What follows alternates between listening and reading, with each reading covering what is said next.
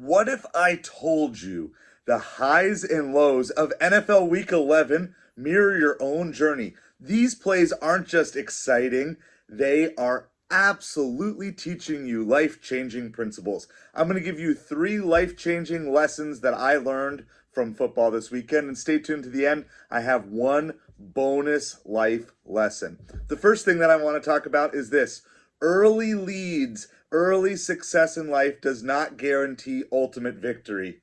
Yesterday, the Jacksonville Jaguars started with a strong 59-yard field goal by kicker Cam Little, taking an early 3-0 lead in their game against the Detroit Lions. If you were a pessimistic fan, you would say, oh, here it goes again. But despite this early lead, the Lions dominated the Jaguars, scoring on 8 consecutive drives and amassing a franchise record 644 total yards, leading to a 52-6 victory. Now, everyone's talking about the dominant performance, but the opposite can sometimes be true. Sometimes we can do something really good. We start off really strong, and we kind of become like the Jaguars yesterday. And that's it. So here's the thing. An initial advantage that you have in your life does not ensure guaranteed success. Maybe you feel like you're winning at life right now. Maybe things are going really well for you. Maybe you just started in a new job. Maybe you started in a new career. But how many people have absolutely sabotaged because they got off to a great start and then they just stopped putting in the effort? So what can we do? We need to stay vigilant, stay adaptable, because early progress can easily be overturned if we don't have sustained effort.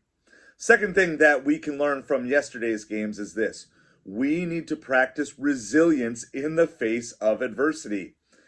Last night in the Sunday Night Football game, the Chargers built a commanding 27-6 lead over the Cincinnati Bengals by the third quarter. I was actually streaming this game while doing food deliveries, and it got to the point where it's like, okay, forget it. I'm just going to stop streaming and work on a different project. And lo and behold, did we miss out. The Bengals fought back, scoring 3 touchdowns in approximately 8 minutes of game time. Now, here's the thing. If that were to happen to many of us, we just get hit by blow after blow after blow after getting out to this big lead, a lot of us would quit. In fact, we've probably seen our favorite team quit from time to time when we get counterpunched and we're kind of shocked in all of this. But here's what actually happened. The Chargers responded with a decisive touchdown with 18 seconds remaining, securing the win. They had every excuse and every reason to quit after being hit with 3 touchdowns in 8 minutes, but they didn't. So what can we learn from this? Well, first of all, challenges can arise unexpectedly. The Chargers maybe thought, and at least I know a lot of football fans thought, the Chargers had the game in hand. Everything was going well. Everything was going as planned, if not better than planned. But when setbacks hit, they showed resilience and determination to overcome those setbacks. And you and I need to do the same things. Setbacks are going to come. I wish I could promise you all rainbows and sunshine for your whole life, but that's not what it's going to be. You're going to get bad news. You're going to unexpectedly lose your job, or you're going to find out that you or someone close to you has health issues. You're going to be facing financial difficulties.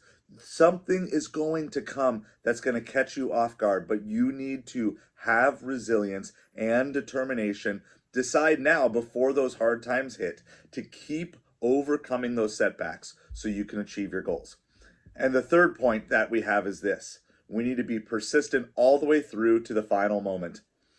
In a storyline that brings joy to Tom Grassi and many Green Bay Packers fans' hearts this morning, the Chicago Bears were driving for a game-winning field goal going down the field, and it looked like it was over for the Packers. But a couple things happened. First of all, the Bears stopped pushing to get any closer. With more than 30 seconds on the clock, the Bears just stopped trying to advance the ball closer. They didn't try to center the football. They didn't try to do anything to improve their chances of winning the game. They got complacent. And then, because of that, because of it being a longer field goal, because of the kicker needing to drive the ball longer, not being able to kick it higher, one Green Bay Packer player was able to get their hand up and tip the ball, blocking the final kick and changing the outcome of the game from a Bears win to a Packers win. Two applications we can get from this is assuming success prematurely can lead to defeat, and assuming defeat too early can lead to quitting. Never assume the game is over. Never assume your opportunities in life are over. Because if you assume you've got it in the bag, life can hit you hard and unexpectedly like it did Bears and Bears fans. Though maybe Bears fans were kind of expecting it anyway. But on the other hand, if you quit just because it looks like you're going to lose, then you're not even trying to block that kick. You're just going out there and going through the motions. Don't do that either. Never assume victory and never presume defeat. Always give it your all as long as you are in this game of life. I wanted to give you one last bonus thing, especially as a Dolphins fan. This point is near and dear to my heart.